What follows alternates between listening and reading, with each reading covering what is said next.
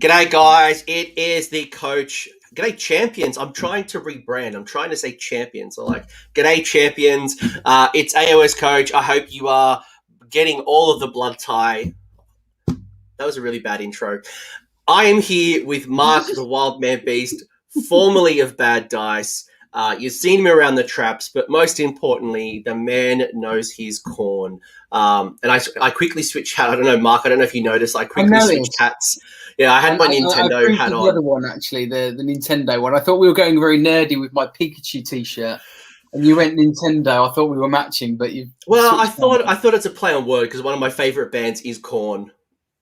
But we're talking Blades of Khorne. I was really curious because I wanted to talk to Mark because Mark.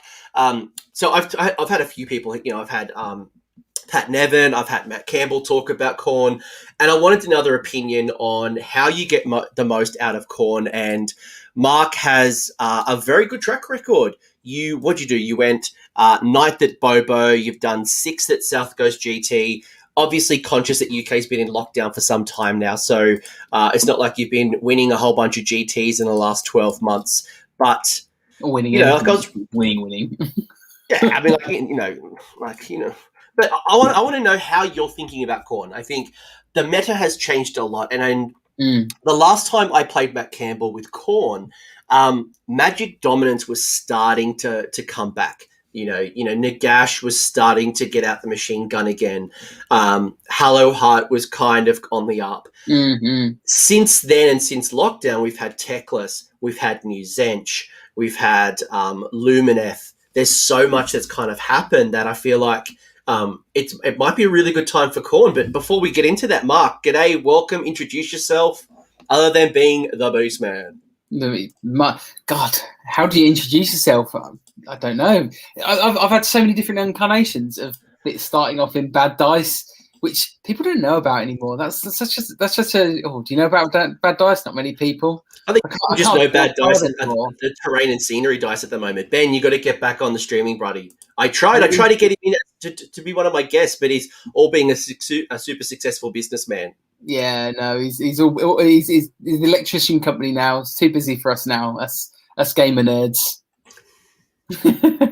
God, yeah, I've been doing 7th edition. I started playing, doing tournaments, a bit of Bad Dice. When that used to, before all these like yourself doing podcasts on YouTube, stuff like that. We were way before the time of money making it is now. I mean, we were too early.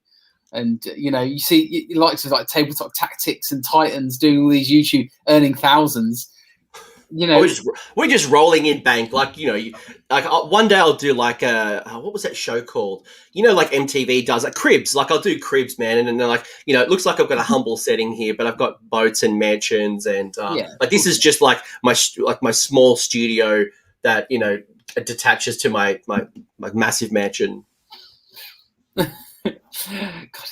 God, it's such a strange sort of sitting back and watching the scenery change of wargaming online, and how this isn't Games Workshop never used to have an online presence, and we used to sort of beat the drum at Games Workshop saying you need it, and they never did it, and obviously things changed.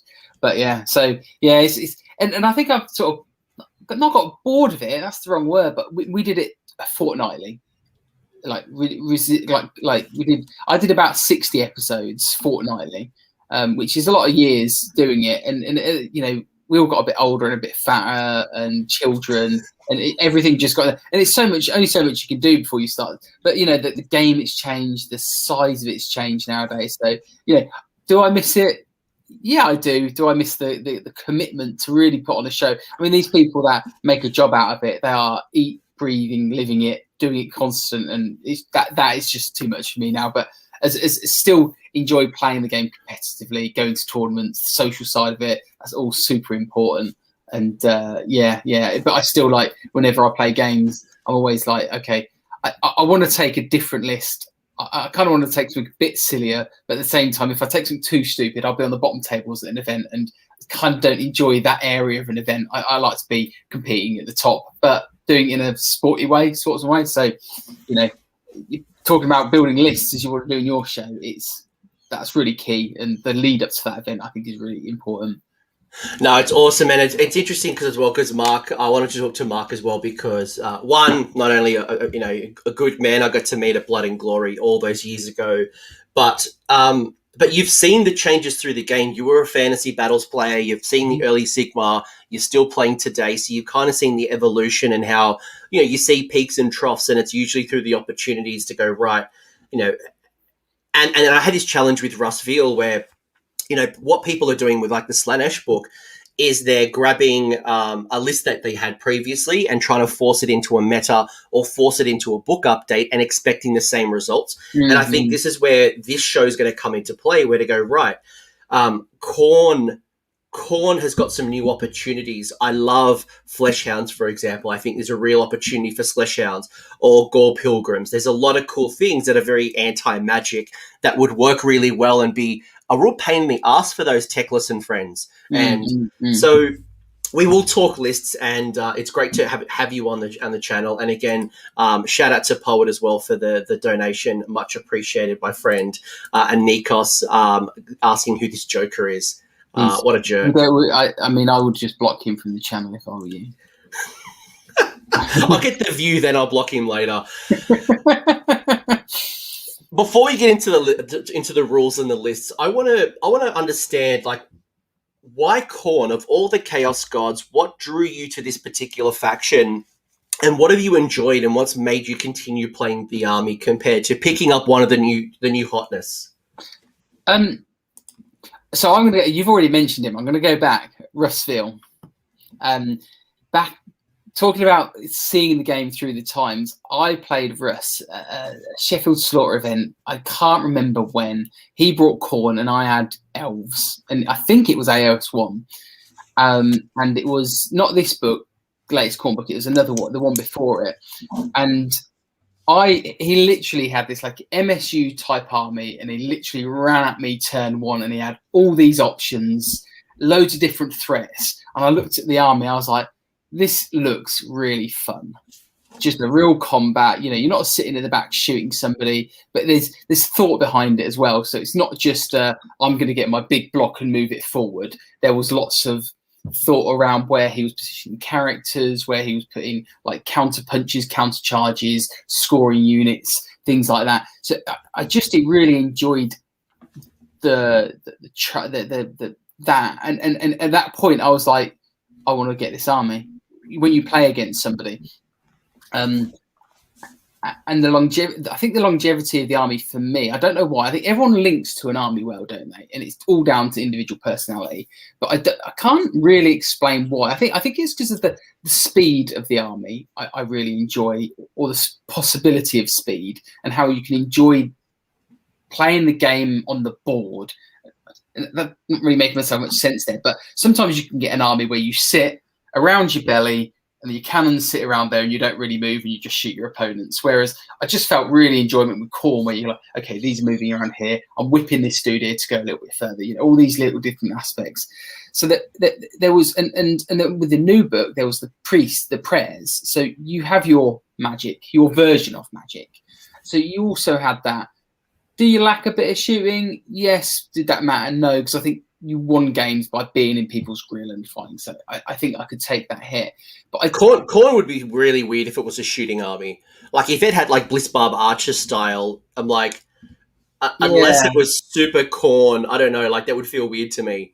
I mean, they've got the skull cannons, and they just seemed a bit shoehorned in, didn't they? I don't get that. I kind of like the idea of some kind of thing allowing them to shoot or compete, but actually I would prefer, with new books coming on, I would prefer more focus on hitting a bit harder in combat. I think that's just a bit more enjoyable. But when I used to play like 7th and 8th edition, I would be really scrappy with armies. I'd literally have one army for an event. I'd go, I'm a bit bored of that. I want this event, I want this and this one. And I literally, I was a bit sort of ADHD with my army styles. And Khorne, I don't know why, as soon as and there's a degree of sort of like planning your list and designing your list. And I had a lot of fun doing that, and a big learning curve doing that, which I can talk about later. But I played it, I think, solidly for sort of 18 months at tournaments. And for me, that staying power was not was really rare for me. So for me to stick with an army solidly was crazy. It's not out of character, so I don't know why. It just linked in with me really well. No, I dig it. I love red, so I'm always a big fan. Although at Blood and Glory, I remember seeing someone with the blue bloodletter list when there was the old murder host, and they look really cool as well, like icy bloodletters. So don't let the colors. Don't let the color scheme lock you in. Like I really like that, but it looked really nice. Well, mine's yellow and black. Yeah, okay. You probably not see it. All my theme for, because I've got Tzeentch demons and Khorne demons, and I was going to start doing Nurgle, but it's literally like the inside of the model is black and the outside's yellow, and they've got like stipply effects, black and yellow, so it's a complete contrast of color. So literally, my whole army is completely awesome. Look, basically, you don't have to go red. Like, obviously, red is Khorne, but don't limit it to you. It could be a demon from a part of the realm and it's adapted or whatever it might be. But I really like it. I love Bloodthirsters. That's probably my Timmy moment. And I'm starting to become more a Timmy, actually. Like, I've got Gargant. I've just bought double of the Lizardmen Celestial Stampedes. This is going to be Stegodons and things like that. Yeah. So the idea of having, like, just Bloodthirsters and Doggos and things like that, like, you know, Tyrants of Blood, or even, like, I just think they're a really cool army. That made it work, didn't it? The Tyrants of Blood. Because the stats of a Bloodthirster are a bit, aren't they? They're a bit like, okay, you're meant to be like the incarnate of like destruction, but I'm just gonna miss 4 times because I'm hitting you on 4s. Oh, that's it. All right, okay. But that battalion kind of made it work, didn't it? It did, yeah, absolutely. All right, I'm going to stop dancing around the rules, and I want to get your perspective of how you look at the allegiance, right? Because you are a seasoned veteran, you're very experienced with this, and I'm picking this up for the first time, and, you know, I'm looking through my book, and I go, right, every time I kill a unit or a unit dies on the table, I get something called Blood Tie. And at one point during the battle or multiple times during the battle, I can spend those points and do things. Yeah. Cool. Intellectually, I get that. That's the big thing for Khorne. Yes, you get the Locus of Fury. Yes, you've got the Wrath of the Everchosen and other things you can do. But the big thing that Khorne brings to the table, other than the units and the synergies and the battalions and all that good stuff, is Blood Tie. Yeah. So as a seasoned veteran, for someone who has been on top tables, who has almost won GTs and things like that, how do you look at Blood Tie? How does it impact your list building? Like, what are some of the thoughts that come through your mind that maybe you tell me as an aspiring Khorne player? I think I would start off with the fact it's a bit of a Swiss Army knife ability, and people look at those. I mean, me personally, I use it more for summoning, but it just allows you to go, okay, this is a situation I'm in. And really sort of good examples is like, I need a command point, like just number one off the bat there, you know, you spend 1 blood type point, you get a command point. And that could be the difference between winning or losing a game in certain situations where you need that command point. But it's just, there's so many different options with it. You kind of can't go wrong.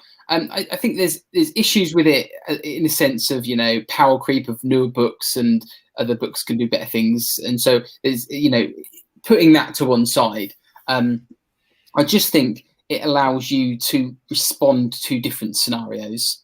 And I think that's probably one of the biggest joys of the book. So not only have you got that rewards table, you've got the summoning, so you can go, right, I can summon stuff if I need to, but actually, you know, if I want to pile in and attack again, I can. And again, that, you know, or I want to, you know, make a normal move with something to capture an objective. You've just got all of these different abilities, which you've got to keep in the back of your head. Like you could be like, you know, I'm at the wrong side of the board, but I need to move 12 inches that way. I've got a tool for that. I can do that. Or I want to summon stuff. I need to use some of the unit over there to get over there. So I just think that is the key point, is that they're so flexible to use in so many different scenarios in the game. So it's to pinpoint exactly how you would use it. It's really dependent on the scenario and the moment you're in that particular game. So talk to me about the list building part, though, because you're right. Like you're 100% correct. What I haven't got on the table here, folks, is that there are 2 blood tie tables. The first one is a set of abilities. So you can see here on the screen, if I spend 1 blood tie, I can get myself a command point. If I spend 2 blood tie, I can make I can dispel automatically a spell that was cast. So I can stop my opponent from casting a spell. If I if I spend 6 points until the next hero phase, each time a friendly Khorne model is slain, there's a pile in an attack move. So there's a whole bunch of abilities that I can throw down. But then on the other side, there is another table on the next page, which allows me to spend my blood type points to bring in bodies. For 2 points, I could bring in 5 bloodletters. For 15 points, I bring in 15 bloodletters. For 8 points, I could bring in one of the 3 bloodthirsters. There's most of your demons, if not all of your demons, are available for summon. So you've got 2 tables, and I think what Mark's saying here, the ultimate flexibility is, depending on the scenario, depending on the battle plan, depending on the opponent, depending on the round, depending on like what's on the table, probably like a very good chess player, you don't have 3 things that you're going to do this time. It's like, right, I'm always going to do these 3 things. Actually, I'm against the magic army, so these are the 5 things that I think might work really well. Yeah. Flesh hounds, unbinding spells. I'm against you know what I mean. So like, I think that's a really good. That's what I go. A Swiss Army knife ability. If there's some armies where like, I'm playing against shooting army, they're just going to destroy me. But here you've got like, okay, I've got an ability to move 12 inches, or do you know what I mean, or summon something within 9 inches or something like that. Do you know, it's just that Swiss Army knife ability. Whether or not it matches in the current meta is a completely separate thing, but it's still something for you to be able to respond to a dynamic situation. Yeah, no, I like it. And like power creeps and all those things. We're not talking about that. We're talking about how do we get the most out of this book, and what happens outside of this book is outside of our control. All we can do is what we can do with this particular book. But talk to me about blood tie in your list building. Does it mean that you take multiple small units to kind of increase your chances? Because back in the day, like back when people very first started playing Khorne, I remember seeing lots and lots of big blocks of 30 bloodletters. And probably in the last 2 to 3 years, I haven't seen those big blocks anymore. It's always been the multiple small units of 10 or units of 5 doggos. Is it now rewarding you to build smaller units to increase the chances of blood tie? Or, do you see benefit in taking big blocks of 30 so you can murderite your opponent and worry less about your own blood tie? Yeah. I guess you're right in that. I mean, for me personally, I'm very much I don't like to put all my eggs in one basket. So when I write a list and think of this, I think to myself, well, I want a bunch of small units to generate me blood type points, to control board space, or just to get in the way. They're my sort of main go-to points. But I then want something that is a bigger hitter. So I generally don't go for like, I've got 4 big hitters and that's it, or I've got full chaff and that's it. When I look at this, I have tried where I've just gone MSU just to generate blood type points. And my thoughts when I've done that, it's fun and it's good, but because when you spend the blood type, the one point we're not part of it is when you spend your blood type points. If say like I've got 8 and I want to spend 4, I lose all 8. So it's this restricting factor of it. So I would always go middle of the road. I was like, I've got a bunch of chaff. I've got a bunch of models that are essentially my blood type generating points, like, Blood Reavers or something like that. But then I'm like, I've got these big heavy hitter units who can then seek benefit for those blood type points.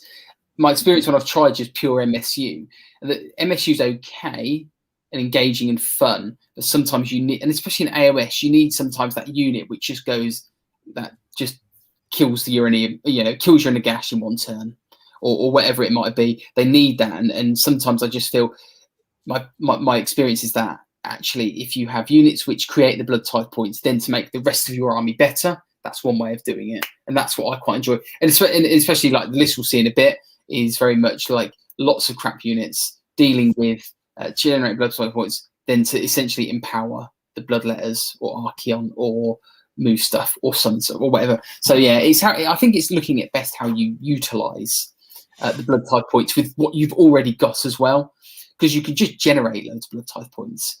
And actually, if it's just to summon a bloodthirster, if you want to play like that, knock yourself out. Some people just play, I just want to summon as many bloodthirsters in a battle as I can, and that's it. And that's great if people want to play like that. But if you're trying to do competitively, I think that's probably not going to work, because you're going to lose too much just to get your bloodthirster. You've got to seesaw it. It was a very similar conversation I had with the Slaanesh show. Is like, if you focus too heavily on depravity, you're going to lose the objective. If you take a lot of archers in Slaanesh, I know this is not the Slaanesh show, guys, but it's as an example. If I take too many archers and I split my attacks too often just to generate depravity, you're going to lose on the objective. You're not going to be able to do enough damage to actually win the game, and then your opponent is going to pwn you, and then summoning all you want's not going to help you. And I think to this point, think about how you're going to generate your depravity, what you really need it for, and it might be, and then we're going to go through Mark's list so we can kind of put this all into practice, but it might have a couple of small, MSU or multiple small units to start off the depravity, but maybe not going all in and just like all of my things are just small units. You need those hard hitters to kill, to take down your opponent. They don't achieve anything at the end of the day, do they? Like your MSU, just it's nice, but do they win you the game? Well, they're not going to hold an objective, right? Yeah, you might summon them on the board for a turn and cap an objective, but are you going to be able to retain it? Well, no, because there's probably what 10 wounds, 20 wounds at most on a summoned unit. So just keep that in mind. Like, don't go too heavy on it. But one of the other things you're going to get is your terrain piece. It's something that it's an interesting one. I obviously it's free, right? Like, it cost me nothing to take. Yeah. And like, I feel like it's one of the least impactful ones. Like, when I compare it to other terrain pieces, I'm like, what's your take? Is it that I think I disagree with you. I think the Witchbane element, the subtraction -1 for wizards. Yes, that is. I would say, if that wasn't there, I wouldn't even care. Just purely because wizards, the way the game works is that wizards can just stay out of 18. It may come into play a little bit, but if I think back all my games, like, did I ever use this? Very rarely. Is it something that comes to pass? Now, Word of Hate, rerolling prayers, did I use that every game? Yes, I did. And that just, I think it's really good. Just because games win on rerolls. Again, I'm gonna bash it. I'm gonna be a bit boring, arcing my days back to 7th and 8th edition. The strongest armies back then, and Ben Curry. There we go. It'll be here in spirit. Dark elves had rerolls. High elves had rerolls. The game was run on rerolls. It just brings that level of security to your build lists, and some of those slaughter priest prayers, getting +1 armor save on a unit is game winning in certain situations. Like I did try around with, I think, was it 30 Blood Warriors? Can you do 30 or was it 20? Such a long while. I can't remember what the max unit size is. I think it might. I'll find out. Give me 10 seconds. Keep talking. And it's like trying to get +1 armor save on those guys. So they've got 3 up armor save on a big block.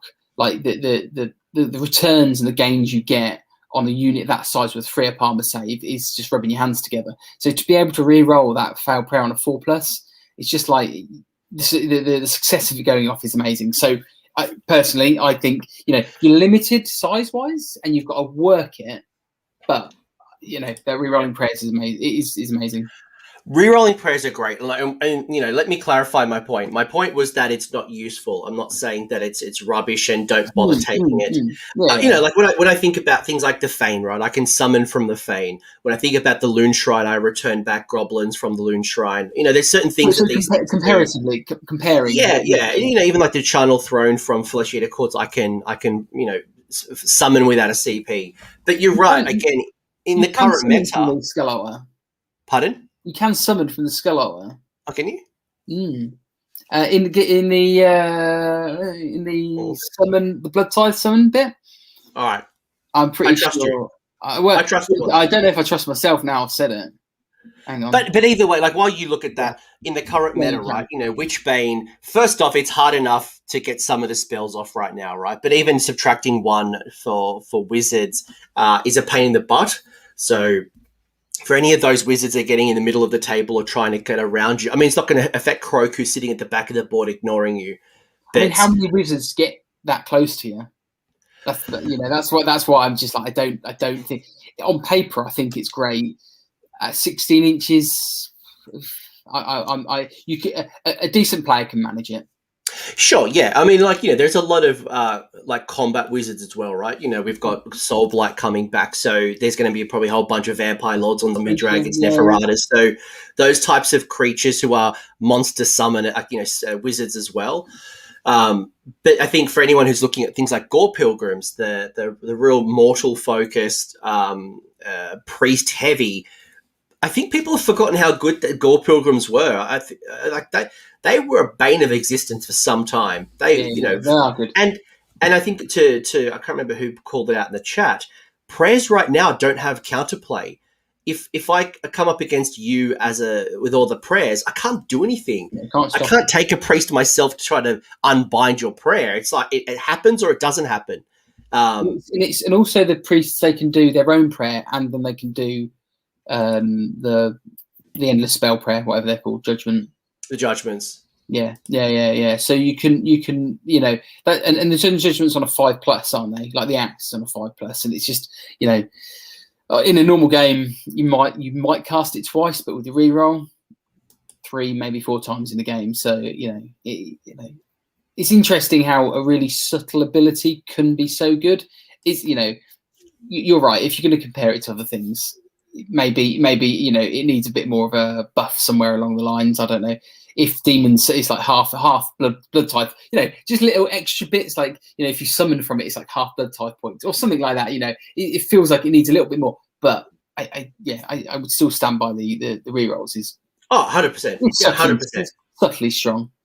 But if you're going to take priest, really thinking about how you might be able to combine this, or maybe incentivize you to take a priest, or at least deploy your priests on or around to tap into the Word of Hate.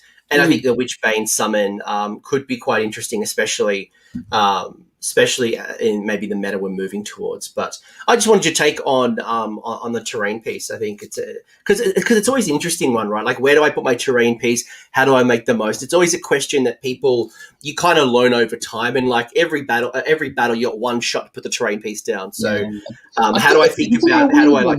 Actually, you deploy it in your half, not your territory as well. Yeah, it's wholly within your territory. So So you can get it into people's grill, can't you? Yeah. So it means you can be a lot more aggressive with it. But then the challenge will be is, if you try to summon from it, if you got to keep away from 9 inches or whatever it might be. I know a lot of, I don't know if this piece particular has it, but like just trying to keep it away from your opponent. It's always that fine balance. Yeah, definitely. Yeah.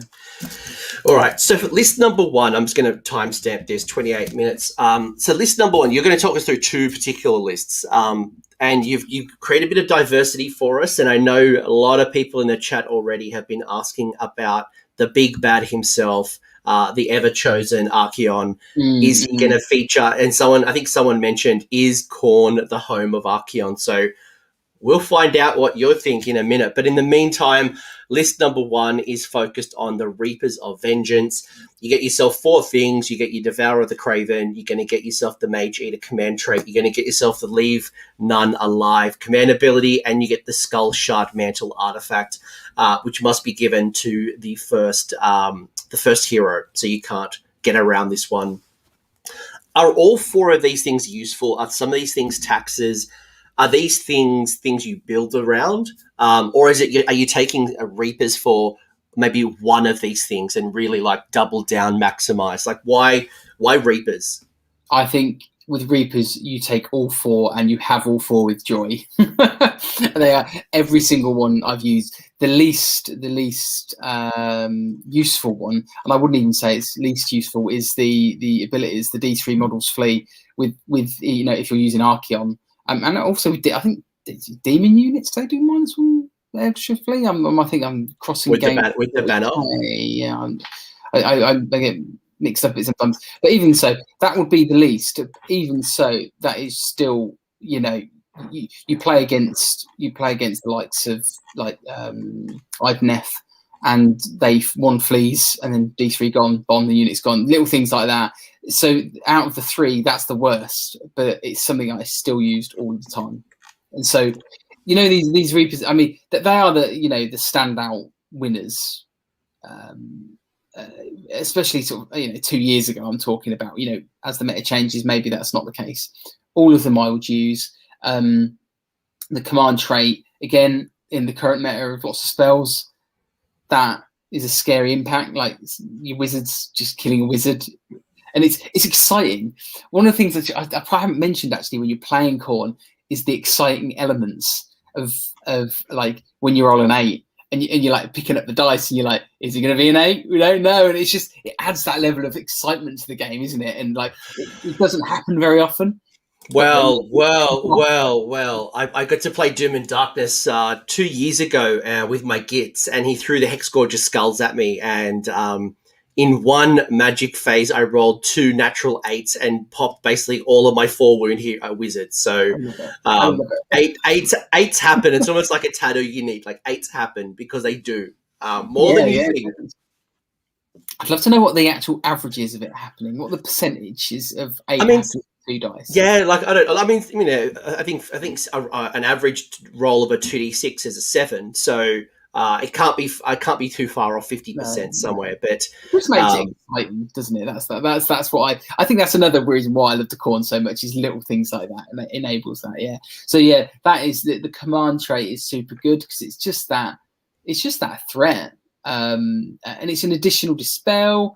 I usually put it on a Bloodthirster. That's why it's a good way of doing it. Skull Shard Mantle, again, it's a 2-up ignore the spell. It's not like I'll do D3 wounds and I get a 2-up save. It's any spell. So the artifact, again, is super strong. When I was playing Khorne, Skaven were hot off the press.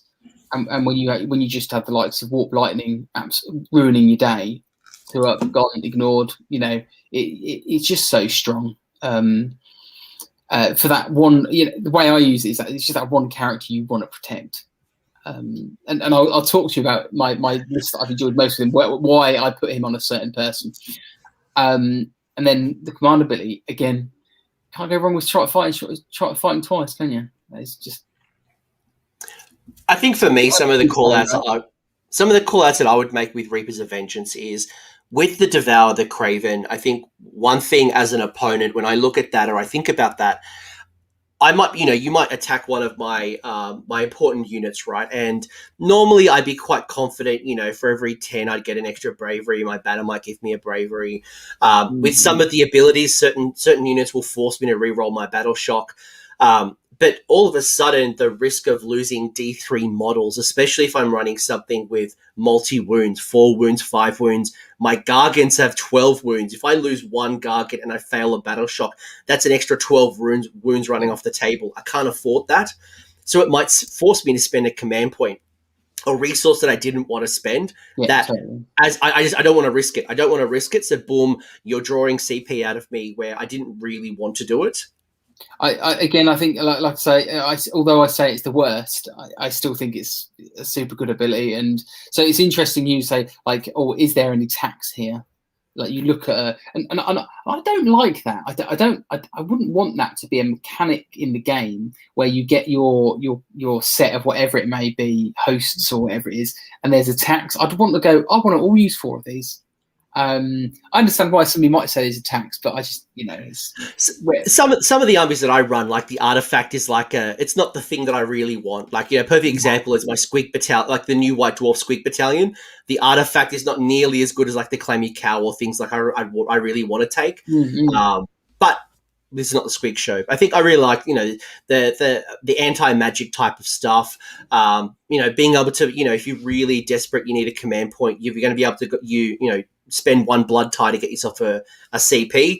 And, if you need to double pile in and you don't have the opportunity, you've got those resources at your table. So there's a reason why Reapers is certainly very valuable. Again, it's kind of that Swiss Army knife element. You've got the ability to make more models go when you put them on the back foot more. You've got the spells and you've also got the fighting. So essentially, you're doubling down on what you can already do. So it's it's very corny, isn't it? It is so corny. It's so corny. And Skullshard Mantle just takes me back to the old Warhammer fantasy battles of the Collar of Khorne, where there's I don't care about magic. Like, I'm Khorne. I don't care. Reckless, your little lady with her feet on a rock. You want to start throwing things out of a Umbral Spell Portal. Cool, on a 2+, I don't care. Yeah, totally. List 1. So this is the Reapers of Vengeance list. And fun story, guys, the other list that we're going to go through isn't Reapers of Vengeance. So we're going to bring in a different set of ideas. So I want to talk about Reapers of Vengeance because it's like, I think people know Reapers of Vengeance is super strong. So there's no point just cracking the whip. But the reason I brought this one to the table is this is what I enjoyed the most. My sort of tried and tested list that I worked at really hard, and kudos to Dan Bradshaw, who I did a lot of play testing about this, because I really, when the new Khorne book came out, I really wanted to do Khorne, and we must have played 10-15 games before I got to this point. And it kind of didn't change. I mean, I was this with the old Archeon, so this is with the new Archeon. When I first played with this, the old Archeon was 600 points. So the old Archeon, I had more. I think I had the skulls, the hex score of skulls, and I think I had Geminids as well. And I think I had some more Blood Readers, I think, actually. So Archeon made this list a bit smaller, but Archeon was clearly much better and did a lot more of the heavy lifting. So it just balanced itself out in a different way. All right, so for people who are listening to the podcast, or maybe they can't see the screen, I'll just read out what's in the list and then put some of the list sides that we've just talked about into practice. So we are Khorne, we are Reapers of Vengeance. You've got yourself the big bad himself, Archeon the Everchosen, supported by a Slaughter Priest with the Bronze Flesh. You've got your Blood Stoker with the Skullshard Mantle, which we have to take. We have a Blood Secretor. We've also got a Bloodthirster of Unfettered Fury, which has the Mage Eater command trait and the Crimson Crown. In addition, you've got your 30 Blood Letters, 10 Blood Reavers, 10 Blood Reavers, 10 Blood Reavers. All 3 of the Blood Reavers have the Reaver axes, wrapped up in the Dark Feast Battalion, coming in at 1990 with 1 CP, no allies, and 110 wounds. Talk to me through, because I look at this initially and I go, whew, that's a lot of points in heroes. Yeah. Especially with Archeon, right? Normally you see Archeon maybe with 1 or 2 other heroes and then the rest of your points with bodies. Yeah. Talk to me through some of the logic and some of the discussion. I'm already seeing people going, they're loving this. Yeah. So, people have seen it. And this is the list I ran for 18 months and I loved it. Just because of the flexibility. And I think it's the synergies that I'll go through, which are really key. So if we put Blood Tides just to 1 point down for a minute, because that's really variable about how you use that. So with Archeon made this list work. So when I was making my Khorne list, when I was developing it, I really went for a bit MSUE with a big hard-hitting unit. And I was just playing against Skaven and some shooting armies, and I was just losing. It didn't have the speed or the threat that I would have wanted Khorne to have had. It didn't have enough bodies on the board just to go, right, there's too many threats for you to deal with. It just wasn't working. And then one day I was just like, links could I get with Archeon? What does he bring to the table? Does he bring enough? And then it just started building, and the pieces came together, and I was just like, oh, he can do this and this and this. Oh, and that. And so Archeon is key to this, and he has to be, because he's 800 points. He's half your army, so he has to do the heavy lifting. Without the buffs he gets, is he enough? No, is the answer. It's the buffs and everything else around him and the synergies which make him work. So, little things to add. The Blood Secretor giving him +1 attack. You're instantly going from 4 attacks to 5 attacks on his sword, which then just, that's just, increasing the chances to kill something. The Bloodstoker, rerolling to wound is key here. So again, the synergies of the Bloodstoker being a little 80-point model, whipping Archeon forward, master. I mean, what an imagination! Just like I always had issues with the whippy boy trying to have a crack at a Bloodthirster, like telling a Bloodthirster to move forward. Let alone the overchosen. Steel. He had balls of steel, mate, whipping Archeon. But Archeon is such a like it's interesting. I really wanted to unpack the synergy, and thank you for getting to that already. Because when you look at Archeon, he's such a dense war scroll. He has so many keywords, it's not funny. Let alone so many abilities and so many things. You're just like, how do I make the most of this war scroll? So getting the +1 attack is going to be great. And then, as you said, you combine it with the Slayer of Kings, and then in addition, you've got your blood tie. So already adding +1 attack is sweet. Then you got all the blood tie stuff. Sorry, continue. And then you obviously reroll to wound. Yeah. So there's something else we've not even mentioned. In fact, he's demon. So get the reroll 1s to hit, being Khorne. So he's going back to rerolls. Okay. So reroll 1s to hit already. +1 attack from the Secretor. Rerolling wounds from the Stoker. The one thing, he is a bit fragile. He's got 20 wounds and a 3-up save. However, that still isn't enough to go, I'm just going to throw myself forward here. And this is where the rest of the list comes in. So you've got the Slaughter Priest to give him the 2-up save. And that again, it can be game changing. Archeon for a 2-up save fighting a horde that just do loads of no rend. Even on a 3-up save, they're going to start chipping away at him. Chip away at him, he will get taken down eventually. As soon as he's got that 2-up save, he's a tank. So he's really, it's just doubling down on that. So then the reason why the Stoker has the Skull Shard Mantle is really key, that he can't be sniped out with magic. He's got 5 wounds, pretty easy to snipe him out with whatever, anything can really snipe him out, long range, portals, whatever. So having him that just makes him durable, and then you can physically hide him so he can't get shot.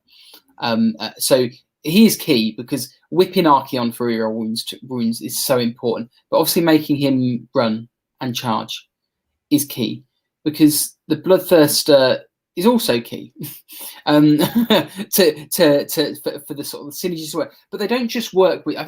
Just point out that these synergies don't just work with Archeon. And that's where I go. I'm putting all my eggs into one basket. It sounds like I am, but I'm not, because the Bloodthirster can work on the blood letters and anything you want to summon. The Stoker can stoke the blood letters. Or is it Mortal now? I can't remember actually. But there's, so everything sort of buffs everything, but it also buffs Archeon.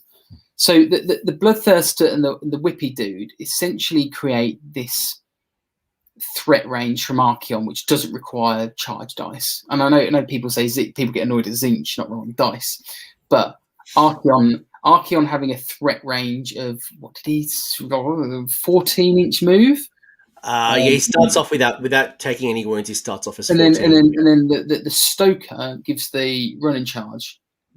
So you get the ability to, obviously with the command point, you can go with Archeon. He goes 6. Yeah, and obviously Archeon gets yourself, as long as Archeon's on the table, he gets a free command point at the start of every hero, or at the start of the hero phase, right? Yeah. So you automatically guaranteeing yourself a 6-inch run. Yeah. And still having CP in the bank for your double pile-ins, your other re-rolls and things like that. But it's the Stoker being able to go an extra 3 inch to your run roll. So that's key. That's what the additional synergy there is. The Bloodthirster of Fury then going, okay, you can pile in 6 inches. So that's why you're running. So you're not technically running and charging. You're running, but then when you get into combat, you're going, I'm piling in, and you're so quick. So you're 14 plus a D6 plus 3. So your minimum is 19-inch move, then with a pile-in move. So his threat range is just like I'm gonna go practically anywhere I want. Downside, big base, have to manage that. That's one thing to really your key. So people can control it, so you have to bear that in mind. But the Crimson Crown it's a free command point per battle round. Allows the Bloodthirster to, I think it's all demons within 16 inches to pile in 6 inches and fight. So it's the 6 inch pile in. It is demon focused, so it's not mortal. Not there's a lot of mortals that you want to be able to pile in 6, but very demon focused. But it's also free. So when you're talking about your command points, your generations, you get your free one from Archeon. Not from Archeon, from the battalion, sorry, and then the Crimson Crown as well. But I think Archeon gives you the command points as well, doesn't he? Yeah, Archeon does. Yeah. As long as Archeon's on the table, you get yourself a command point in your hero phase as well. Exactly. So you got plenty of benefits there.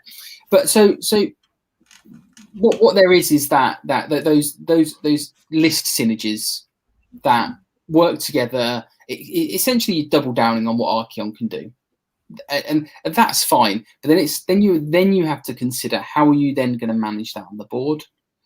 Because it's fine just having a big beat stick on the board, but you can just say, well, I'll ignore it and I'll just score points everywhere else.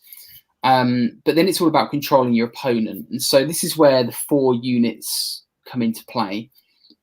Where can I just pause you before you get into that point? Yeah, sure. I just want one quick call out, like get a drink as well. The other cool thing as well with Archeon is obviously he ignores spells. He's got an ability to be able to ignore spells and endless spells, and he heals as well. And he's always going to be a priority threat. But before you move on, I just want to call out this thing. I've seen this discussion happen a few times now, and some people struggle to see the value of a 6 inch pile-in, and it's something that's not very common, right? Some of the Slaanesh things do 6 inch pile-ins.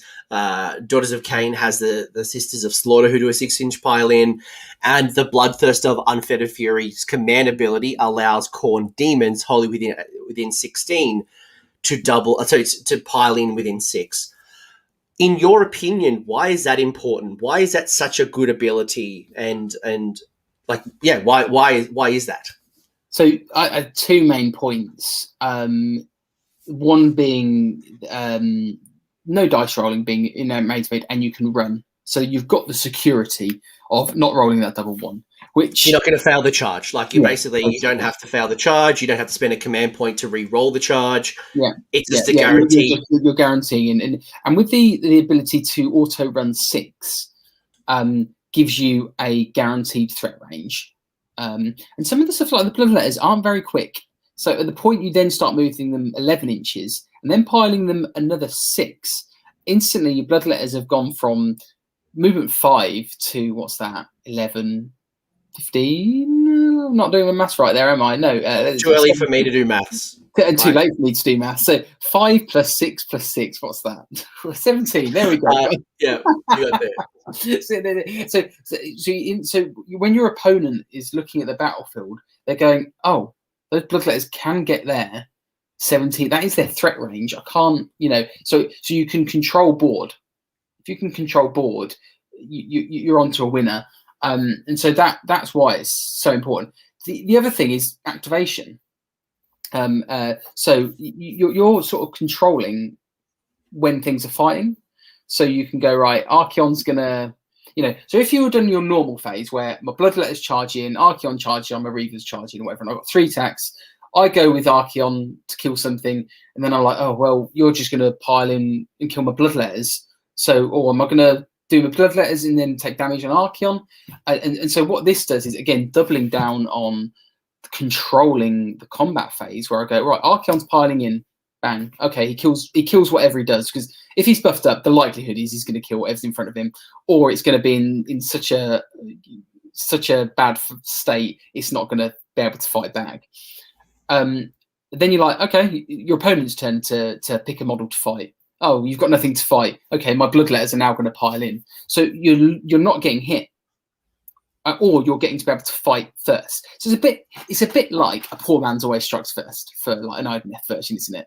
But it's just a different way of managing it.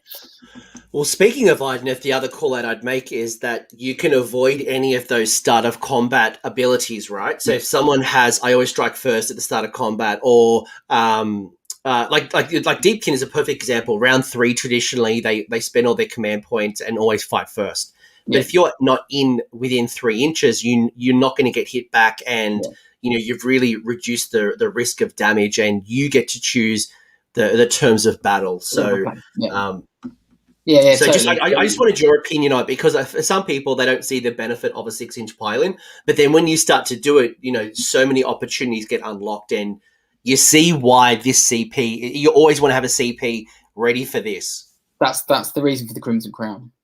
Without shadow, it's just like, this is, it's key. It's key. Again, on paper, when you're flicking through the book, you're going, oh, I'm a Khorne army. You look through the book and go, I want to re-roll charges.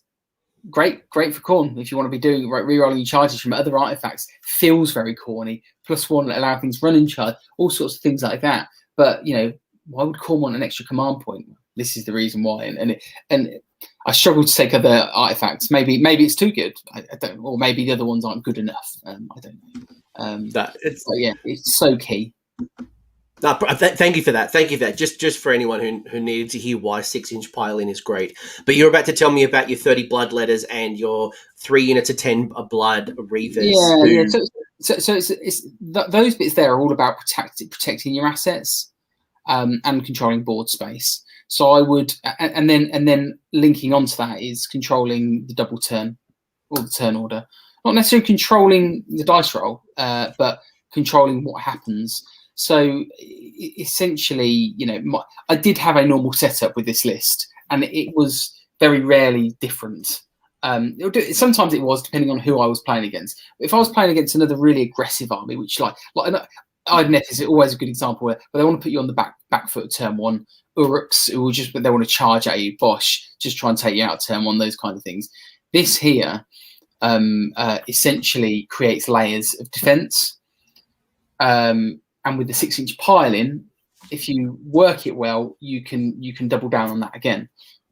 So I would very often have my blood reavers just I should go like that, long line in front of my army. So they were absolute front and center of my army. I then have the bloodletters, usually in a long line or a big hob behind all of those blood reavers.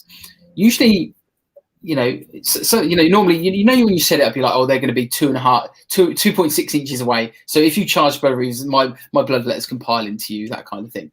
Yeah. If I needed to be super protective, I would have them 5 inches back, because then I could pile in with the Bloodthirster, use the Bloodthirster's command ability. So different ways of controlling, but it's creating layers of so let's, I think it's best off just going through the processes. So say, for example, you're going second as the Khorne player. Your opponent's got a really fast, hard-hitting army, and they're going first. So if they've got not much shooting, they charge in and they kill your Blood Reavers. Okay, then it's my turn to attack, and I pile in with my blood letters. And then if I set it right, I can pile in twice with them. So they're going to think twice about attacking with the going for the Reavers, because they're just going to get counterpunched by the blood letters. On top of that, I'm getting blood tie points because you're killing the Reavers. So it's like they're there to die anyway. That's their sole purpose. So they're dying to protect my army and to give me blood tie points. So you're not really tight. I mean, and like Dark Feast is going to help give them a little bit of a boost, right? Like they're going to go out dying and swinging at the same time. And, I think they end up 4 attacks each or something really, with the banner. I think it's because you get because Dark Feast is going to give you +1 attack for the Blood Reavers while they're within range of the Slaughter Priest. And it's gonna lower your drops. The Slaughter Priest, the Bloodstoker, and up 3 to 6 units of the Blood Reavers. But it's interesting, right? Because I know even back in the day with my free people, I would always have a line of guardsmen, and then behind that would be handgunners. And my handgunners would shoot, if you end within 3 inches. And people would always second guess hitting the guard because they know they're going to drag in the handgunner ability. Yeah. You're just replacing it with the melee focus of the Bloodletters going in and then just cutting sick. And although the Bloodletters are pretty fragile, they can do more wounds. So you can't, that threat is always there. And if you're piling into Bloodletters, and they're going into you maxed out, they're going to hurt no matter what happens.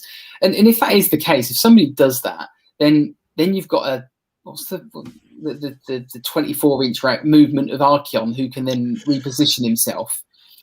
So if that happens, you then got the potential to be then on the double turn. So if your opponent goes first and they charge into the Reavers, you can fight with the Letters. Then it's your turn with Archaon, who then has essential free reign about where he goes and what he goes into. And then you've also got the chance to get the double. If your opponent does exactly the same, so switch it up. If the Khorne go first, they're not going to get into combat first, but people might get scared because Archaon has got that massive long 29-inch threat range. So people might go, if Khorne go first, he might just YOLO Archaon and kill my most important unit. And he can. If he gets all those buffs off, he can be in, so some people will go, I don't know if I can let that happen. Now, I very rarely did that, and I don't think that would work anyway, but it makes people second guess, and it makes people do something they may not want to do. So it's making them do something. And that's another aspect of the game, isn't it? If you don't make your opponent do something, they'll just do what they want. So you're forcing them to guess what you're doing, then so be it, So it's making them make that decision about not going for, because they may, So if you went first as Khorne, you would then go, right, okay, my army is just going to creep up the board. Like, I don't know, 6 inches to 8 inches up the board. I'm now in the center of the board with my big block with Archaon, who's practically in the center of the board as well. So then your opponent has still got that decision. Do I go into that Reaver hub to go into the Bloodletters to then have Archaon potentially double turn me next? So it's using those layers and the threat of everything else to control the way of the game and the flow of the game. Whether or not newer books are going to impact on this design, like I say, England, we've been locked down, and as much as I love TTS, I struggle with it. It's just not the same, is it? Whether or not newer books will just counteract this really easy by shooting it, that's where I would struggle to sort of really answer you, just through lockdown and lack of playing and lack of with the Lumineth particularly. It's hard to say, but the tactic still works, and the method behind it is still kind of valid. No, again, the game is constantly evolving, right? Soul Blight's coming, who knows what's coming. Like, the meta changes so often, and I think that's why it's always nice to revisit these types of topics, and then you, as the listener, can go, right, well, my meta has, like in Australia, for example, I haven't seen the Lumineth 80 Archer blocks.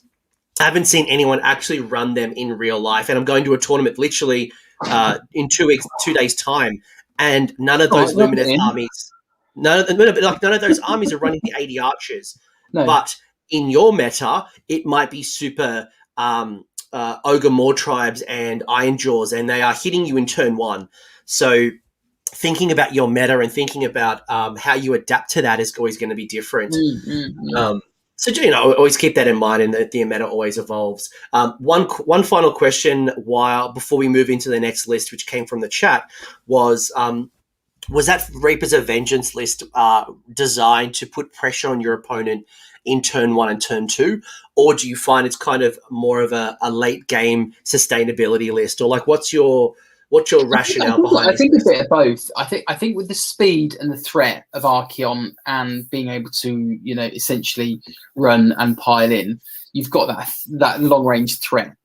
So I think, but my experience is actually you win the game by the late game, just through and with that list. Sorry, just to sort of add on to that particular list, I used more summoning because it is pretty low model count. You're right. One of the weaknesses of that army is 4-5 units, right? Let's ignore the little characters, the support, the three support characters, and even the Bloodthirster in itself. I wouldn't even go a Bloodthirster out of the Bloodthirster battalion. I wouldn't class them as significant combat threats. They're okay, but it's not anything I would want to rely on. So this list here, I would use summoning a lot because it allows you to replace the models, the scoring points. And so essentially that's where my turn 4-5 would win me the game, because I'd be like, right, I've got my blood type points. My army is practically dead. And I would find actually people enjoy playing against this army because at the end, most things died. I usually killed them, they usually killed me, and I kind of won through attrition, through summoning, little bits like that. So people really enjoy playing because they just kind of fight. They're going to scrap. Do you know what I mean? And I played Matt Campbell a lot, who is very notorious for his Khorne, and it's an honest game. It reminds me a lot of Iron Jaws. It's a saying that no tricks, just fists. Like it's just get in there, punch your opponent, things die. Not a lot of tricks. There's no late game shenanigans. Although at times a few people have actually, although it's not in this particular list. Anyway, regardless, there's some cool things that you can do with this. And hey, you could always flip it over into other books as well, or tap into other things like in Wrath of the Everchosen, should you want to try something different. But thank you for that. Now, the second list, I'll write down the timestamp, is a Goretide list. And I haven't seen a lot of Goretide previously. So I'd be curious to hear what your thinking behind Goretide is. It's just, I don't know. It feels like everyone went Reapers of Vengeance. Like that seemed to be the thing. Makes sense, doesn't it? Just totally makes sense. Now I put this list in merely as a starter point. So if you're talking about, if you're making a list and you're going, where do I start? Now, this is the kind of list of, this is where I would start. So is this list tried and tested? No. Is this where I would go, right, this is my starting point, and then I would build upon this. And, I've written this list and there are ways you can improve it already, whether or not it actually works. You just need to try it. Like the Archeon list on paper, I don't think it looks very good, but it's when you add all those little bits together and how it intertwines with each other. And you only get that through sort of practice and perseverance. So I put this list in here as a go, okay, right, if we're going to try something different, because there's no point just cracking the whip about Reaper's Vengeance, because I'm sure people want to hear other options. And I haven't done it for the other two, more of a time constraint, really. But when I was starting my Khorne list, I did try Goretide, and I tried it with a big block of Blood Warriors. And I thought, because that's an interesting take, because they are really, really good, and they worked well with Goretide. And again, I look at the command traits, the artifacts, the command abilities, and the abilities about how you can maximize those synergies within the list. And where I looked at it, especially for an MSU list, I think your mindset then has to change for this kind of list. Is like, am I going to be punching the opponent so hard they're not going to be able to get back up? With this list, no, I don't think it will. Is it stronger at the moment? No, I don't think it is. But with changing of meta, especially with AOS3 around the corner, the likelihood is smaller boards come into play. So units that are slower are going to get a benefit from that, aren't they? And foot Khorne will definitely see those benefits. So I really like. Again, the list that I've designed with this is definitely MSU. So you're then utilizing that blood type point more. So yeah, I kind of like, this is an interesting sort of like take on, how do you make Khorne mortals work? And I don't think you can solo make them work. I think you do need to always have a bit of both. I think you've got a heavy into one side, demons and mortals, but as you showed in the previous list, you've still got some mortals in a demon build. So, but you don't want to go a 50-50 split. You probably do want to have a 70-30 split, maybe, where you've got majority of your points in one keyword to maximize synergy and support. But talk to me about Goretide. So you're going to get yourself an artifact that's going to ignore modifiers, both positive and negative, for save rolls for attacks made by this model. Curious to see where you put that in your list. Yeah, you got yourself. That went on. I think it was a simple choice, really. That went on the general. Don't ruin Christmas. They haven't seen the list yet. Sorry. Oh no, they haven't gone that far yet. Sorry, yeah. I'm trying to build hype. I'm trying to go. I wonder where it is. Clearly, I know. I built the list. I see it. But you know, yeah. So again, this artifact is a bit of a tax, I would say, a little bit. But it's like, okay, it's a tax. How do I make use of it? If you've got something, you know, sometimes you just go, that character's got it. They're never going to use it. Why bother? But you know, my head is like, I need to use this. You know, so anything with the 3-up save, that would be useful on, because it just makes something just a little bit more tanky. Yeah. You'll save 2 out of 3 times if you're ignoring your modifiers. You got yourself the Tireless Conquerors. Yeah, my throat's going. You can re-roll wound rolls of 1 for attacks made by friendly melee weapons for friendly Goretide mortals within 12 of an objective model. That's an interesting interaction. And then you got your command ability. So what's that? So run rolls when you make a command ability, before you make a run roll for 1 friendly Blood Reavers or Blood Warriors within 16, you treat it as a 6. So okay. But you can also run and charge still. Yes. Yeah. So it's still only affecting 1 model within 16, but it's then activating the run and charge ability as well, which is pretty sweet. Yeah. That's the key point. I mean, that is because ultimately, you know, with the new rules, you can always run 6 with the command ability. So it's a bit of a misnomer, really, isn't it? Because if you wanted something to go 6, you would always go, you know, you'd use the command ability, but it's the run and charge which makes. But it's also the extended range of a 16. Normally, you know, you'd be restricted to 6 or 12. So even just getting an extended a couple of inches for the run will be helpful. Yeah, totally. Is there anything in particular you're building around out of these 4, or is it much like Reapers where they're all got a place in your list? None of the, you know, what drew me to this one was the ability to run and charge. Again, just to have board control. So that could be things like you want to get to an objective marker. So you need, you know, one of the weaknesses of Foot Khorne is they're slow. So that would make it work. So, you know, that would be the best one out of all of it. The others are nice additions.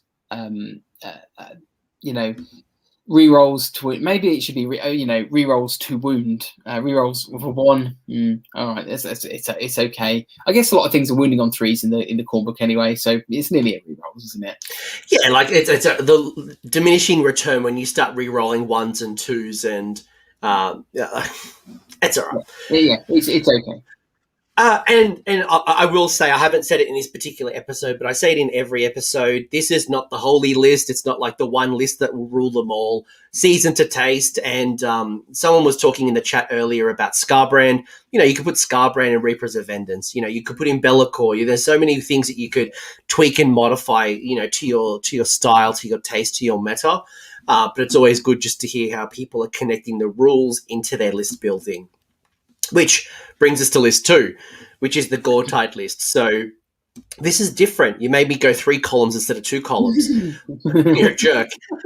What have you got? You've got the Lord of Khorne on Juggernaut. Yes, I haven't seen one of those in ages. So you got the models. You've got it's such a cool model. The he's so badass. He's just going to kick the shit out of you, and they look at him. It's just metal. Like, they're just metal. Like, forget Varangard. Just like, these guys are just absolute machines. You've got your Bloodstoker, you've got your Blood Secretor, you've got 2 Slaughter Priests. Then you have, 10 Blood Warriors with Gorax, 10 Blood Warriors with Gorax. You've got 3 Mighty Skull Crushers with the Ensorcelled Axes. You've got another unit of the exact same loadout, the Mighty Skull Crushers with the Ensorcelled Axes. 2 units of Flesh Hounds.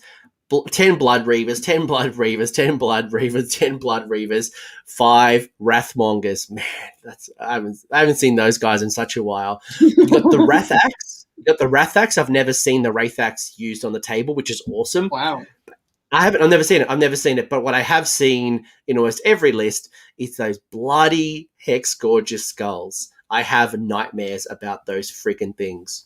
So good. They're the one thing when Archeon went up in points, it was really the only thing one of the things I had to lose. The reason I lost them in the Archeon list is because they sometimes just did nothing, as in your opponent just didn't have any magic. But every now and again they would just bring up trumps and they would just shut down a whole magic phase. But anyway, that's a 40 points. For 40 points, there's such good value. There's such good value. Yeah. And it's all about control, isn't it? Like some people would just be like, I'm just not going to cast any spells. And so like, it's my 40 points shut down your whole magic phase. Yes, it has. Oh, okay, I'll take that. Yeah, like it's always the risk of doing the 8. And it's the dice roll of 8. Like, forget the modifiers. It's just a flat roll. And by the way, it's 175 wounds. 175 wounds. Forgetting the fact you can also summon. Like, that's bonkers. That's Git's numbers. This list is reminiscent of that first list I said about Russ playing, just with a lot of stuff. Lots of different threat units that have got different sort of layers. Again, is this the most competitive build? I don't know. Would it need tweaking? I mean, I've got ideas in my head, literally, after I wrote it to you and sent it to you about, I did try it where you have the big unit of 20, 30 Blood Warriors. So we work out you can have 30, but I think it's 520 points. It's 30, it's 30. Yeah, you can have... Yeah, it's 30. Again, for me, I just look at what synergies in that Khorne book make it work to sort of double down, utilize in this. And so, in this one, you've definitely got the lack of a big punch somewhere across the board.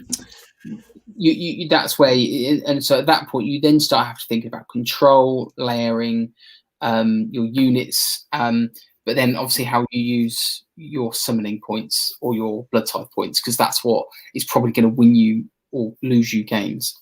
Your biggest punches are going to come through the Skull Crushers and the Wrathmongers, right? Yeah. I think even at that, they're good. Big, one might say, why aren't they a big unit 6? Tried those. Their footprint is huge, and you end up just wasting attacks. And, to be fair, getting, +1 armor save on Skull Crushers makes them 2-up armor save super good at that point. They've got 3-up save. I'm not dreaming that, am I? The Skull Crushers? Yeah.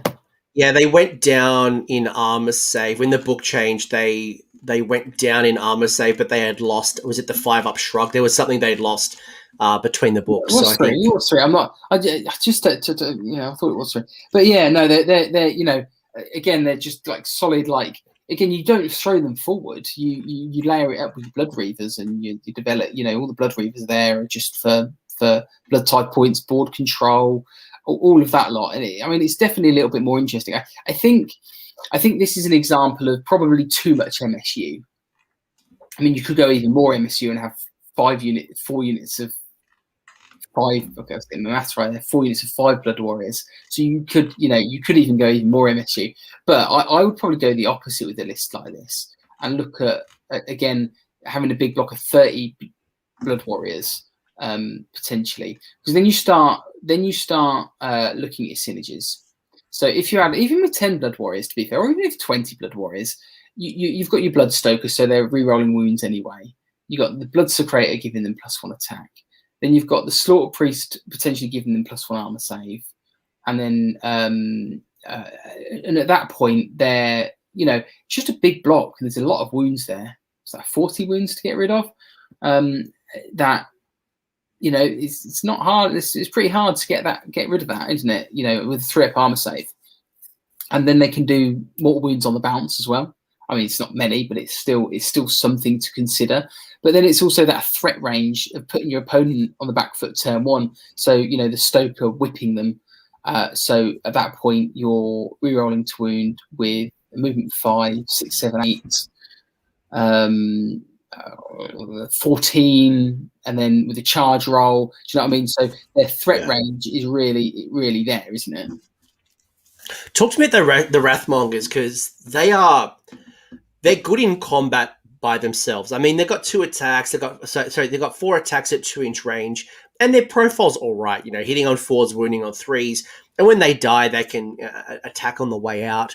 But the key to me has always been that Crimson Haze, where you can add +1 attack to Khorne units within 8. Yeah. And they don't buff themselves, right? That has no effect on themselves. No. Who are you synergizing those Wrathmongers with? Is it the Skull Crushers? Is it? Because you wouldn't worry too much about 10 Blood Reavers or Blood Warriors, would you? Or would you? It depends. It depends, really. If you've got your big unit of Blood Warriors, suddenly adding an extra attack from the Banner and the Wrathmongers. Again, it's looking at that. I think I would use them more defensively. I definitely wouldn't. And it's hard with Khorne with your foot troops. You do want to push forward, and that's probably one of the downsides to this list. Is that if you push forward, you can take yourself out of buff range. So that's what you just have to consider there. But the Wrathmongers being just sitting in the center of your army, being able to move to where needed. If you've got 20 Blood Warriors with 3 up armor save with +2 attacks each because the banner's there, with +1 armor save, I think the unit of 20, they've got 2 blood axes that have damage 2, rend 1. They've got, how many attacks is that? They've got 4 attacks, 8 attacks.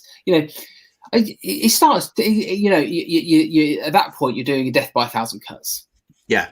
And that's probably where you would utilize them. Again, that's something if you're again, go back to this list. When I made it, I was very much like, this is where I would start. So that's what I would use with the Wrathmongers. Would it actually? Would they get that benefit in game when I actually play with them? Maybe not. So what I do when I'm making this, I'm going, right, this is a unit I'm not sure. So this is my question mark unit. I think the tactic works, but I'm not sure if it does. So then in my back of my head was, if it doesn't, I can then transfer that and change the list up a bit slightly and go, actually, I'm going to take 30 Blood Warriors because the 140 can go into another unit of 10 Blood Warriors. And for 30 Blood Warriors, I think it's 520 points. So I'm actually, saving myself points, getting more wounds on the battlefield and creating a big block. So maybe changing the dynamic of the army a little bit. But that's where I always go, is it going to work in reality? Or is it just like another threat unit? It's utilizing them, in multiple different ways. So yeah. I think you got to remember as well, folks, is there are some scenarios that have 6 objectives or 5 or even 8, and many lists aren't. When they see a scenario with something like 6 or 8, often they don't have enough bodies to be able to go for or hold and attack for objectives. And there's certain trade-offs here. You've got enough bodies to leave in the backfield to screen if there's going to be summoning, to lean on home objectives while your force moves forward on your opponent's objectives. I think, but to your point, have you gone too heavy on the MSU? And obviously you can tweak and modify accordingly and, bundle the Blood Warriors into a big block of units and things like that. One thing we didn't really talk about that I really want to talk about is, and again, Matt Campbell was the one who kind of brought it back to my attention because he loves it with his Tyrants of Blood, is those Flesh Hounds. And I think now is a good time for you to reconsider Flesh Hounds in your list with those Collars of Khorne. And that's why that's why they were like, I wanted to go real mortal heavy, but again, if you go heavy with anything in that Khorne book, I think you miss out on a lot of stuff. And that's why those flesh hounds, again, they're not the worst in combat. They've got a bit of a shooting attack, but you've still got the 10 wounds, although it's 5 models. So they're not at all that bad, actually. And also, I think you're always going to have them in your summoning pool. So I think you're always going to need them at some point. Yeah, at minimum, I would say have them in your summoning toolbox. Like you want to have the minimum, especially if you see yourself like against a summoning army, like a magic army. And what I love about them is the fact that they can unbind a spell a turn, they can dispel an endless spell a turn, and if there's a unit of 10 or more of them, they get to add +1 to their unbinding and dispelling roll. So it's just a nice little annoying little unit. And then you start to synergize them with making people re-roll their spell or auto dispelling with a blood tie, and you can be a real pain in the ass to a magic opponent. Yeah, definitely. And I think with the flesh hounds themselves, that they just fill a lot of roles. Like being able to fight twice with them isn't bad as well, because they've got a lot of attacks, and it's just those. Again, Wrathmongers plus the Stoke. Oh, actually, I think the Secretor only does mortals now, doesn't he? I think so. Let's assume so. The chat will tell us otherwise. What is it? How dare you not know every war scroll with every word and every ability? After not playing an event for COVID has a lot to answer for. And this is kind of like Nurgle. We're talking about Khorne. Don't want that Nurgle. But yeah, I think the other thing as well with the end of spells here, there's a lot of threat, a lot of little death by 1,000 cuts kind of threat. Where does this list lag is that killer punch. But I think you would want to try and win on scenarios and capturing objectives, controlling board space, stuff like that. And again, having layers of stuff, using the Reavers to zone out your opponent, so your better units like Scroll Crushers or stuff you can summon to then counter punch. So again, when you look at these lists, I think it's really Khorne do quite well at layering. That was going to say. So it's not like you put in Tyrants of Blood. People are familiar with Bloodthirsters, and you're just running at your opponent and just like punching them in the face. This is certainly a lot more board control, objective play, a lot more nuanced than some of the other builds. And I think we already know what Tyrants of Blood do. This is a different style, and I think it will work as well in certain matchups and certain metas. And is it Khorne enough? That's the only question, isn't it? If you're feeling, does it feel Khorne enough? I think it works really well when you think about the fact that all of your heroes are quite squishy. And that's been always the challenge with something like Gore Pilgrims, where majority of your power is coming from these 7 wound heroes that don't have the best armor save in the world. And when they start going down, the Gore Pilgrims really collapses. You've got just screen after screen after screen protecting them. You don't have a lot of screening from things like mortal wounds from range and things like that. But ultimately, it's just waves of bodies that you can just keep replenishing through summoning. And that's where you then have to play the objective game. You have to do that, and that's where your mindset just has to change. You have to get out of the Khorne head of I'm just going to kill you to I'm going to try and kill you. That's what I'm saying. Is it corny enough? Oh, there we go. Is it got that Khorne element enough? And I don't think it does in that sense, but it's got a lot of stuff. Again, just going back to the fact that it's a starting point list, you might want to add Valkyrie is always a good little MSU dagger unit. Bosch goes in there, kills something, dies in return. But little things like that maybe is more effective than the Juggernaut, the Khorne Lord on the Juggernaut maybe, or more effective than the Wrathmongers. I don't think she's many points anymore. I can't quite remember. What about someone like Scarbrand? Does Scarbrand could he work in something like that to have that little support? Not even a support hero. He could be one of those damage dealers that might complement the Skull Crushers. Like to be an extra layer. And his base is not that big, so he can maneuver and manipulate and work around all the little screens of bodies. And I guess that's where I would go back to what is your punch unit going to be? And I think that's where that list there, if I would, the edit I would do would be have that MSU of lots of different things. But if you're going to have a punch unit, what would that be? And Scarbrand is another good example of that. Or Bloodletter Bomb potentially. It would require sort of potentially looking at your current meta about what would be best. Like Scarbrand's pretty slow. He's not very quick. But, so, that might work. That he might work as in because you don't need to get him. Yeah. He's going to be. Scarbrand doesn't fly. That's the challenge, right? His wings in the meta in the lore, he's been burnt off, so he can't use his wings. Didn't he? Have I got it right? Didn't he fall for 1,000 years or something like that? I can't remember. So. Basically, from a rule, he can't fly. But to what Brian said as well in the chat, and a very, very, very valid point, is we haven't really dipped into STD. We haven't talked about Slaves to Darkness. We haven't really even tapped into Wrath of the Everchosen. We've kept mostly within Blades of Khorne, other than obviously, we had Archaon before.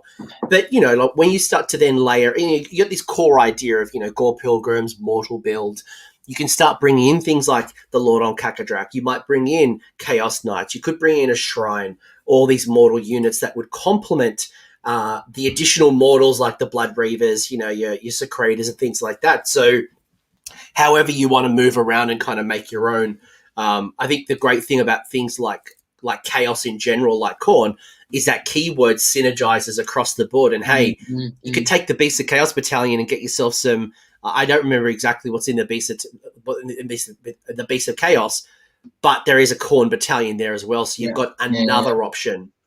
Yeah, that's it. I've seen people use that one. I think that's got some punch to it, especially with some Minotaurs as well. Yeah, it's definitely that's kind of got some legs. I wouldn't profess to know the answer. No, I don't recall exactly what's in the battalion, but again, you've got options. I think the point that you've made, Mark, is you've shown two different lists, you've shown two different play styles, two different ideas, and we can all build around it. Strip out X, add in Y, manipulate it seasons to taste. And that's what AOS to me is what synergies and what tricks link in well and connect with each other, not just like, oh, my slaughter priest does this to that unit and makes that unit work. He's like, well, how does that unit then work with that one? How do you join the dots together throughout the whole army? And that's what I think I really enjoyed with the Khorne, because there was lots of different options, and probably there are other books out there, but that I don't know. There was something in particular, I think, with that Khorne Bloodtide table enabling you to just respond to a game rather than going, well, I've lost this game because I can't deal with that. It's like, well, the Khorne book can go, well, I can deal with that. Just to point out a really interesting example, and it's not again I played against, but it was a Blood and Glory event where Russville and Tom Maudsley, two very prominent players of the UK scene. Tom had brought the bridge list with the. He was playing Tempest. That was it. Hallow Heart. The Hallow Heart. That was the. Which was just I like remember, yeah. Absolutely every game. It was just like one turn I win, one turn I win. Russ had a Khorne army, and it was a really, here we go. You've summoned him. We've mentioned his name 3 times. It's like Biggie Smalls. You say it in the mirror 3 times, and Biggie Smalls turns up. I can't say anything nice to him now, is it? Can I? Let's pretend he wasn't here. I'm going to boot him. So what happened? So it's Russ versus Tom Maudsley. You've got, I think it was Hallow Heart. It was the first Bridge Hallow Heart shenanigans we saw from cities. But Russ did something really like, what can he do? And he went, right, okay, so this was like the likelihood of Russ winning that game was pretty low. However, Russ was like, this is what I'm going to do. And I mean, he'll probably tell us in the chat, but it was trying to get a Bloodtide point to auto dispel something. And it was to summon the bridge, I think it was. And so he needed that Bloodtide point, and I can't, the nuance I can't remember. But what Russ did was try and kill his own units to get a Bloodtide point, or something of that nature. But it just showed, like, okay, Russ is trying, and this Bloodtide point, the meta. Go on again. Meta was like switching, like the books were so far apart rules wise, but he tried, and that Bloodtide point allowed him to try and compete, where without it, he was never going to win.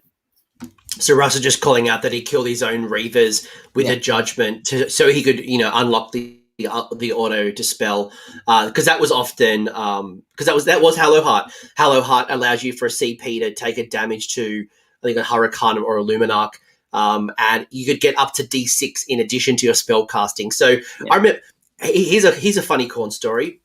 I played a Khorne opponent, Monica. She's super awesome. She reckons she's the mother of Scarbrand. Absolutely loved my game at this tournament.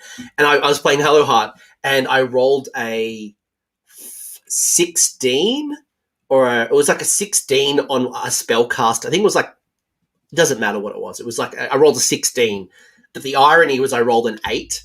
I rolled an 8 plus all those buffs.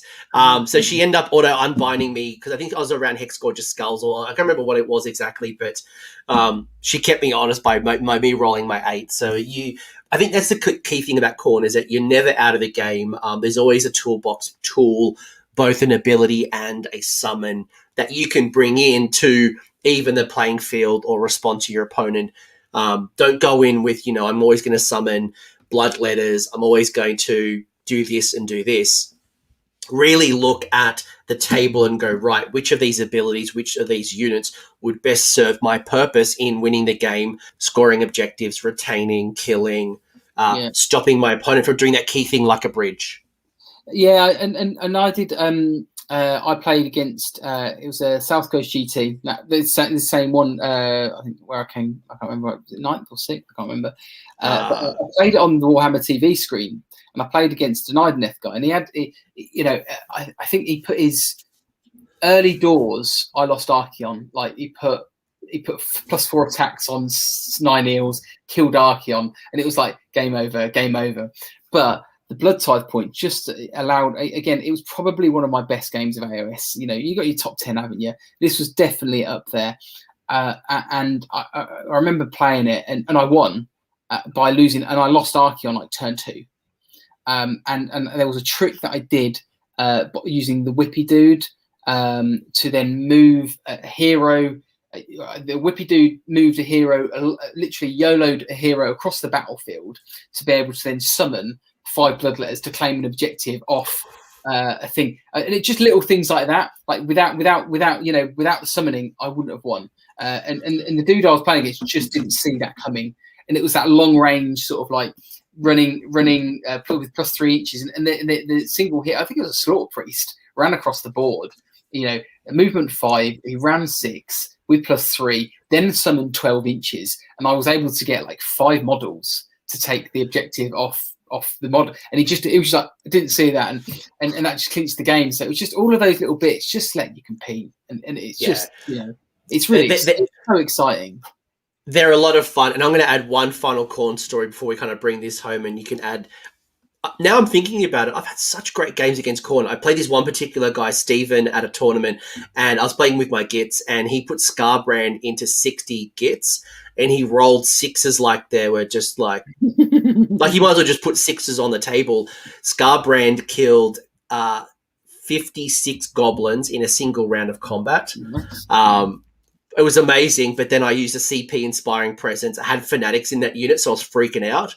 And then Fanatics come out and pwned Scarbrand. But that was a pretty fair trade. It was a pretty fair trade, killing like almost 60 gits. With their nets causing -1 to hit, those mortals just coming out were just brutal. So I guess the final question I've got for you to kind of bring this home, and I was getting late in the UK, and I've got to start work very shortly, but like, Khorne seems like just such an amazing army, and we've already talked a lot about this. It's a toolkit army. You've got a lot of abilities both within Blades of Khorne, within Wrath of the Everchosen, within Slaves to Darkness, and leveraging the keyword. So whether you stay within Blades or you chunk up a little higher and look at the Khorne keyword across all the different books. Beasts of Chaos is another example where you can get the Khorne keyword. There's a lot of tools to respond to the meta, and I think as an opponent and as a player, the armies with these deep books, Cities of Sigmar is a perfect example, and Chaos seems to keep you around a lot longer because you can respond to the meta. You can alter your list very easily, where Ironjaws, there's only so much altering you can do in Ironjaws. So what is it that you've learned? What is it you enjoyed? What's some of the things that you've kind of picked up over your time that maybe you haven't already shared about Khorne to kind of bring us home? I think you're right. The flexibility to have one book and go, right, there's lots of different options here with different play styles. It does lack the shooting, but it's not a problem to me. I don't feel like I've lost something. And, without the Swiss Army knife ability of it is so it makes for enjoyable games where you just don't go, well, I've lost this one. And like using Russ's game as an example, where he was likely to use, but he had an idea, and it worked. Well, it nearly worked. But yeah, I just think I think the ability to have demons as well as mortals, like combining them into one. So you've just got a lot there, haven't you? I would go as far to say it's probably one of the better, more balanced books out there internally. Games Workshop have written. I mean, it's had one of the most incarnations, so that's one thing to sort of like to bring out. I think it's had 3 or 4 different books. You had the first book, and then you had the expansion of the there was like the Mortal expansion, and then they kind of wrapped it all up together. So this book is still almost 3 years. It's one of the older books. I think it was come out in 2019, so it's one of the older books. Totally. But I think that in itself is an example of good internal balance, because it's had so many different incarnations. So it's had a lot of work done to it, and it hasn't had a lot of FAQs. I think that's the key here. Is that like some other books where you've got to look at your supplements and your FAQs. This is not very heavily FAQ'd, so it seems like it's in a good spot. I think it is. I mean, I'd like to, if Nurgle allows us to play more, it would be interesting to see how it responds to the current meta of the current game. When you get an old book, still going, I'm still in there, boys. But it's at so the same time, like look at Nurgle, right? Like all it's taken with Nurgle, right? One, Wrath of the Everchosen has been really helpful to them, but then also recently in Broken Realms Techless, they got an update to Sloppity Bilepiper, and they got the update to the Scrivenus and the Beast of Nurgle. And Sloppity Bilepiper has really changed the way demon models in Nurgle are now moving away from being pure Black King focused all the way into now how do I tap into my Nurgling styles with the Sloppity Fart meta. Who knows what's going to come down the line? Who knows if there's like one war scroll? Valkyria gets Valkyria is one of the older sculpts.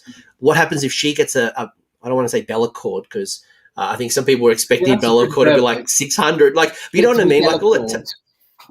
But like all it's what Bellacord is, like I think people were thinking Bellacord was going to be a 600-point model and supercharge him. But if Valkyria got an update, or if Scarbrand got an update, what would that be? And the game changes. But totally. It doesn't take much to do sort of like tweaks to change the element of the army. Like if I were to look at tweaks now for the Khorne, I think it needs a bit more rend. That's and a bit more speed. I was just reading the chat saying that people saying that Khorne list isn't very good. No, it probably isn't. I mean, Beasts of Chaos in general aren't very good. Let's be real. We're saying the option is there. We're saying the option is there. We're not saying it's a good option. We're just saying it's an option.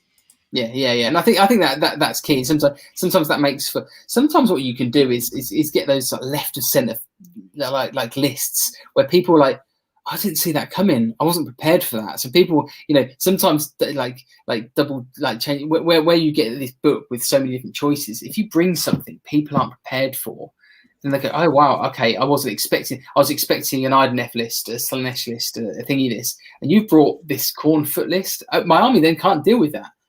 I'm not saying that's the case, but that just gives you that option there, doesn't it?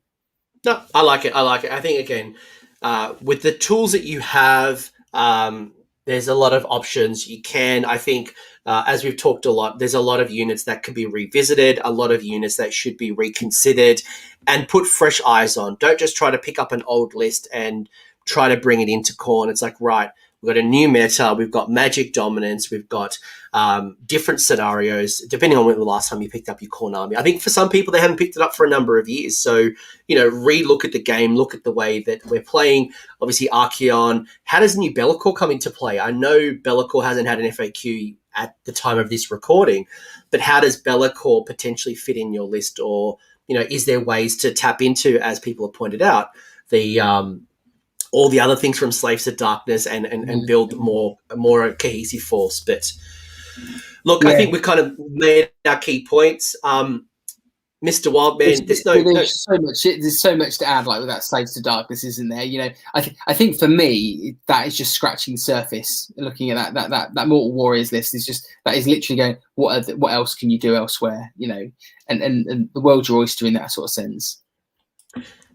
I know you don't have any content to shout out because your podcast is on hiatus and like you're just a floating mercenary these days. Is there any shout outs anyone you want to call out? Event that I'm running, I've got an event that I'm running with Liam Jordan. Me and Liam are running War of the Heartlands. We have sold out and we've got a waiting list.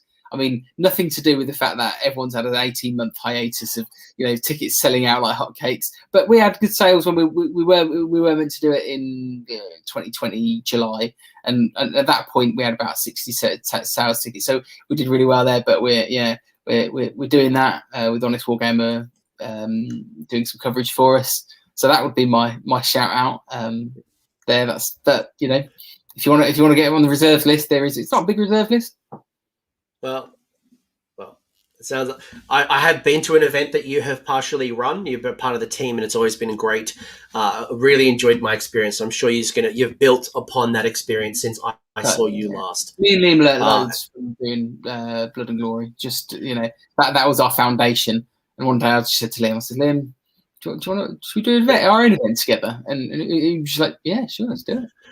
And if COVID permits, I will be over in the UK, hopefully in 2022 as well. So I've already committed to doing America for Warhammer, and I think the wife and I will come back to England and maybe Malta. So I might see you around the tournament scene, maybe. Nice. We'll work it out. Fingers crossed. But Mark, this has been an absolute pleasure. Go to bed. Thank you for your time. Thank you for everyone who's hung out with us on stream. I hope you've enjoyed it. And if you have ideas on how you're building your Khorne, or maybe a unit that we haven't spoken about, or a synergy that might work well with Reapers or with Goretide or things like that, you know the deal. Pop it in the comment section. But again, thank you all very much. And Mark, you're a legend. My pleasure. See you guys. Ciao, ciao. I hope you found that discussion valuable. If you did, give the video the old thumbs up. And if you have a comment or an insight, leave it in the comment section below. The champions over here are my AOS Coach Patreons and YouTube members. So you guys are bloody legends. Thank you for all the support. If you want to know more about the support programs, the links are below down here in the episode description, along with a link to the Discord server so we can continue this conversation. Until next time, don't forget to name your characters and have a good one.